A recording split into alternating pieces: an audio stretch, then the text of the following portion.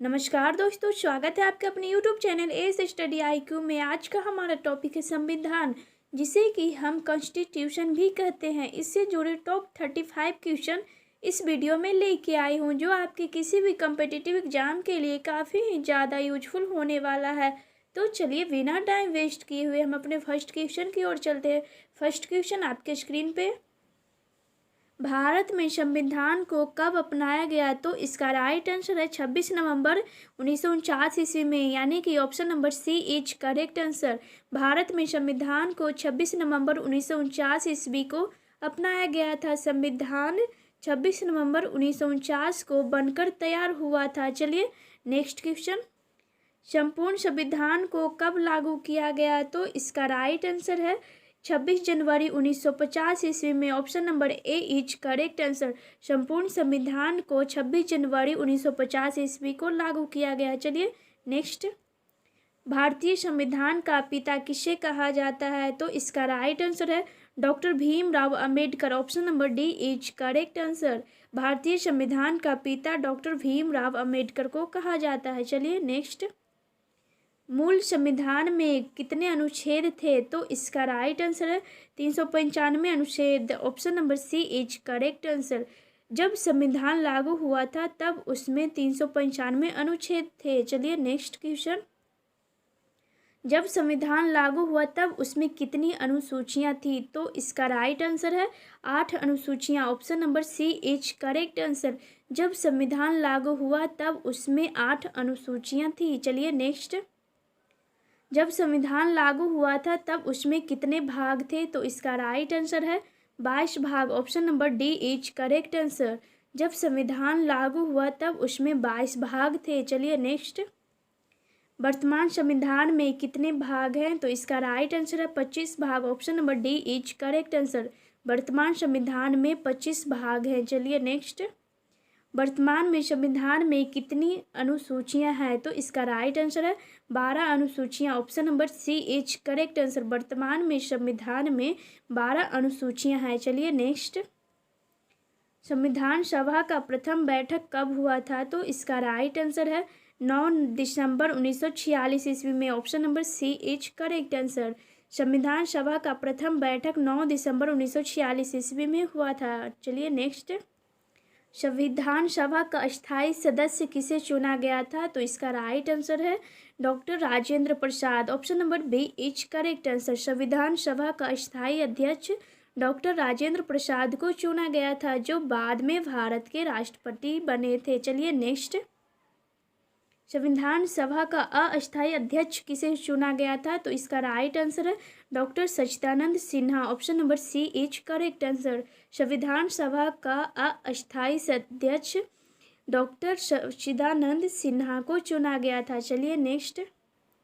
Doctor Rajendra Prasad को स्थायी अध्यक्ष कब चुना गया था? इसका राइट आंसर 11 दिसंबर 1946 ईस्वी में। Option number C is correct answer. Doctor Rajendra Prasad को स्थायी अध्यक्ष 11 दिसंबर 1946 को चुना गया था। चलिए नेक्स्ट। संविधान निर्माण में कितने दिन का समय लगा था? तो इसका राइट आंसर है 2 वर्ष 11 महीना 18 दिन। Option number C is correct answer. संविधान निर्माण में 2 वर्ष 11 महीने 18 दिन का समय लगा था दोस्तों। चलिए नेक्स्ट क्वेश्चन। पंडित जवाहरलाल नेहरू के द्वारा उद्देश्य प्रस्ताव हेतु कर संविधान निर्माण का कार्य प्रारंभ कब किया गया था? तो इसका राइट आंसर 13 दिसंबर 1946 ईस्वी में। Option number C is correct answer. Pandit Jawaharlal Nehru के द्वारा उद्देश्य प्रस्ताव प्रस्तुत कर संविधान निर्माण का कार्य प्रारंभ 13 दिसंबर 1946 को किया गया था। चलिए नेक्स्ट। संविधान सभा के प्रारूप समिति के अध्यक्ष कौन थे? तो इसका राइट आंसर है doctor Bhimrao Ambedkar. Option number D is correct answer. संविधान सभा के प्रारूप समिति के अध्यक्ष डॉक्टर भीमराव अंबेडकर थे। चलिए नेक्स्ट। संविधान सभा का अंतिम बैठक कब हुआ था? तो इसका राइट आंसर है 24 जनवरी 1950 ईस्वी में। Option number C is correct answer. संविधान सभा का अंतिम बैठक 24 जनवरी 1950 ईस्वी में हुआ था। चलिए नेक्स्ट। संविधान सभा का गठन किस मिशन योजना के अनुसार किया गया था? तो इसका राइट आंसर है cabinet mission, option number A is correct answer.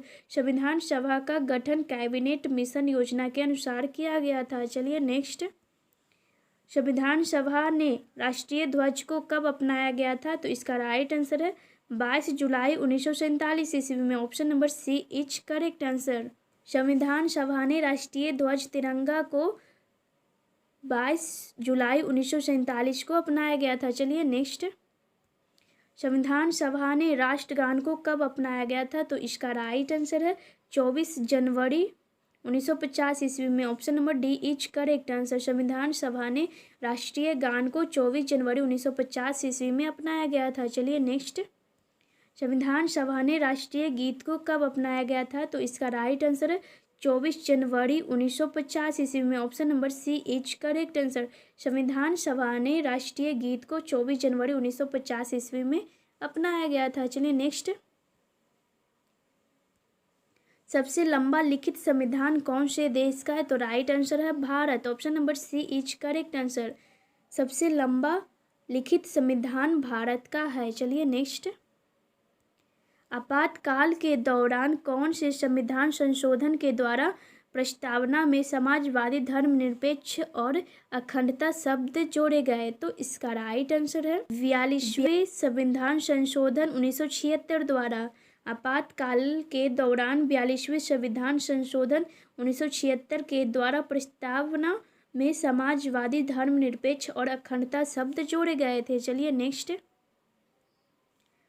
42वें संविधान संशोधन 1976 को और किस नाम से जाना जाता है? तो इसका राइट आंसर है मिनी संविधान, option number B is correct answer.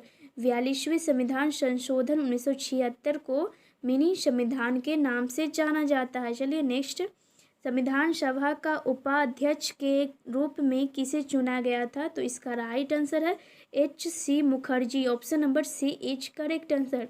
संविधान सभा का उपाध्यक्ष H.C. मुखर्जी को चुना गया था। चलिए नेक्स्ट, संविधान सभा में मसौदा समिति के अध्यक्ष कौन थे? तो इसका राइट आंसर है doctor Bhimrao Ambedkar, option number A is correct answer.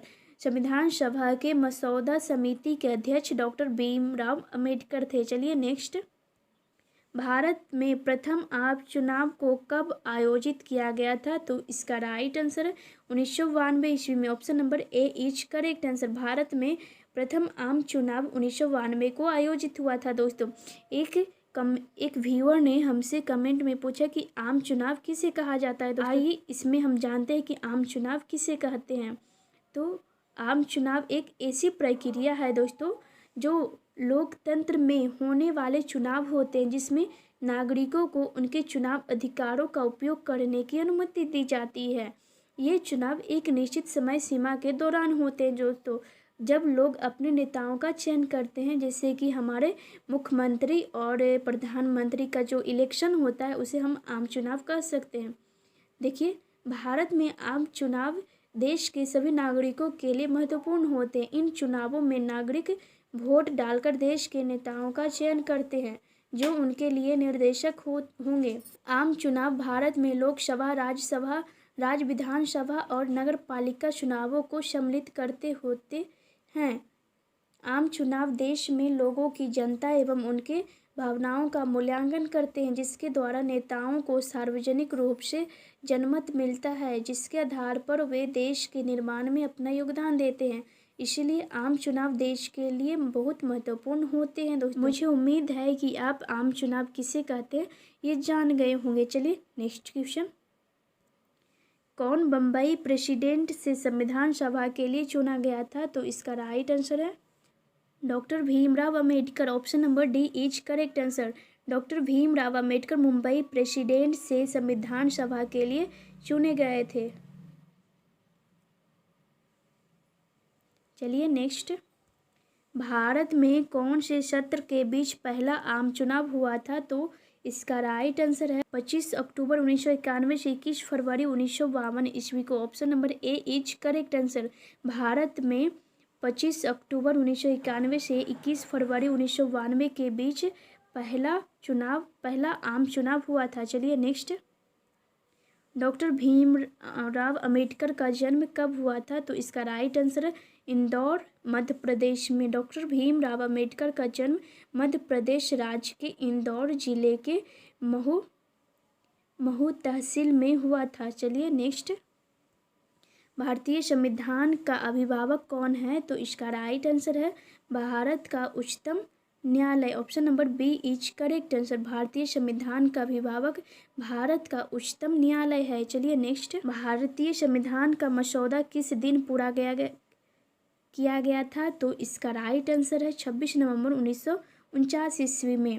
भारतीय संविधान का मसौदा 26 नवंबर 1949 ईस्वी को पूरा किया गया था। चलिए नेक्स्ट क्वेश्चन, सर्वोच्च न्यायालय के न्यायाधीशों को किसके द्वारा हटाया जा सकता है? तो इसका राइट आंसर संविधान सभा द्वारा। Option number C is correct answer. भारतीय संविधान सभा द्वारा तैयार किया गया था। चलिए नेक्स्ट, किसके महाभियोग के लिए संविधान में कोई प्रावधान नहीं है दोस्तों? तो इसका राइट आंसर है राज्यपाल। Option number C is correct answer. राज्यपाल के महाभियोग के लिए संविधान में कोई प्रावधान नहीं है। राज्यपाल को राष्ट्रपति मनोनीत करता है। चलिए नेक्स्ट, संविधान दिवस भारत में हर वर्ष कब मनाया जाता है दोस्तों? तो इस क्वेश्चन का आंसर आप लोग कमेंट बॉक्स में दीजिएगा। आज का क्वेश्चन आप लोगों को कैसा लगा दोस्तों, तो कमेंट बॉक्स में ज़रूर बताइएगा। और नेक्स्ट वीडियो किस टॉपिक पे लेके आऊँ ये भी कमेंट में ज़रूर बताइएगा। चलिए मिलते हैं नेक्स्ट वीडियो में, तब तक के लिए जय हिंद, वंदे मातरम। Thanks for watching this video.